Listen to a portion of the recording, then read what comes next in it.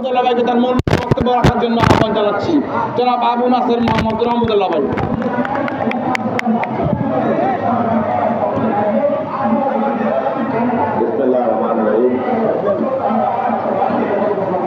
বাংলাদেশ গণতান্ত্রিক পরিষদ কর্তৃক আয়োজিত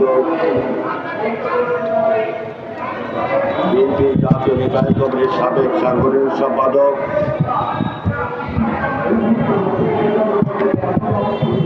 সাবেক সংসদ সদস্য,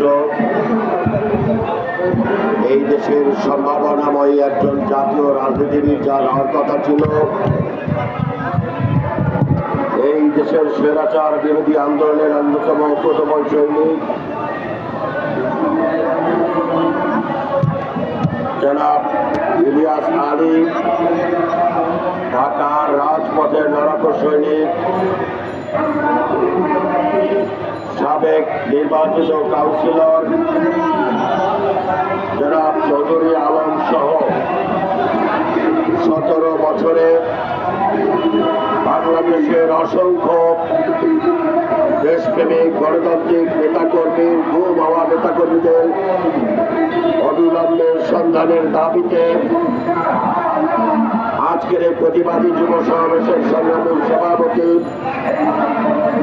বাংলাদেশ গণতান্ত্রিক পরিষদের সংগ্রামী আহ্বায়ক জনাব কামাল আহমেদ, শ্রদ্ধাভাজন প্রধান অতিথি, বাংলাদেশের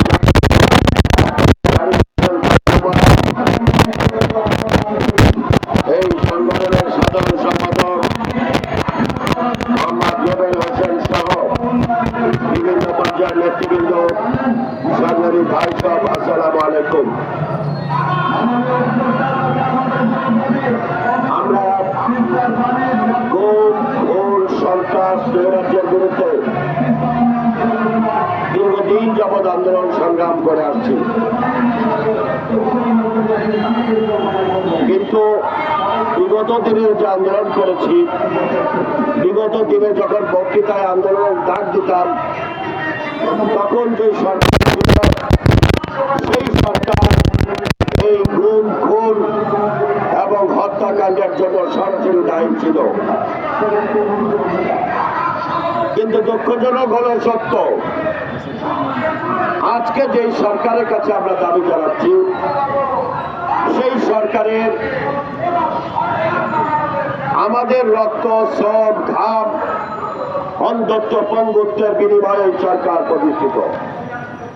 এই সরকারের কাছেও ইলিয়াস আলী চৌধুরী আলমদের গুমের বিষয়ের প্রতিবাদ করতে হবে, এইটা আমাদের ধারণা ছিল না।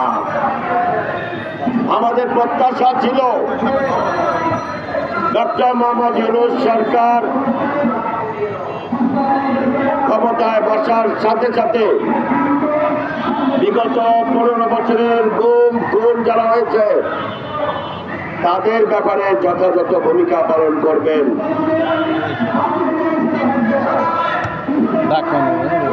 সাথে সাথে সর্বশেষ যে গণহত্যা, সেই গণহত্যার বিষয়ে ভূমিকা পালন করবেন।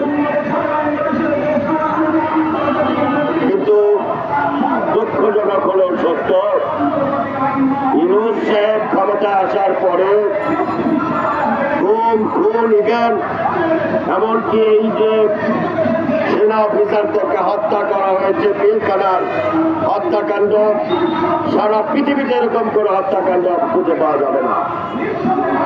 সেই হত্যাকাণ্ডের বিষয়েও এই সরকার কোনো কার্যকর ভূমিকা পালন করছে না, অথচ তারা এক এক দিন এক এক অজুহাত দাঁড় করিয়ে এই সংস্কার, ওই সংস্কার, এই সমস্ত কথা বলে জাতিকে একটি বিভ্রান্তির মধ্যে ফেলে দিয়েছে।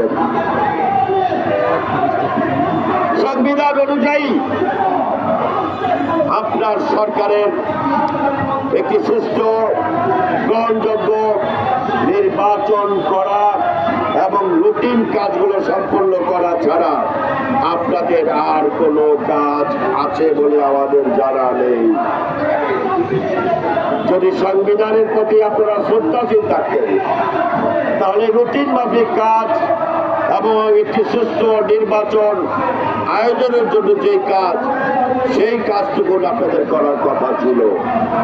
গতকাল 17 এপ্রিল আমাদের প্রিয় নেতা জনাব ইলিয়াস আলী গুম হওয়ার দিবস ছিল। আপনারা মানবতার কথা বলেন, ইলিয়াস আলীর পরিবারের কাছে আপনার পক্ষ থেকে বা আপনার সরকারের পক্ষ থেকে কোনো প্রতিনিধি পর্যন্ত যেতে পারত, কিন্তু ইলিয়াস আলীর পরিবার বা গুম খুন হওয়া কোন পরিবারের কাছে আপনি বা আপনার প্রতিনিধিরা যান নাই। আমরা কি ধরে নিতে পারি? আপনাদের কি অন্য কোন লিপ্সা রয়েছে? মির্জা ফখরুল ইসলাম আলমগীর সাহেব বেরিয়ে বললেন সরকারের কথা আমরা সন্তুষ্ট না। আসিফ নজরুল সাহেব বেরিয়ে বললেন ওনাদেরকে মনে হয়েছে সন্তুষ্ট। আরে ভাই, এগুলো তো হাসিনার আমলে দেখেছি আমরা, হাসিনার আমলে দেখেছি।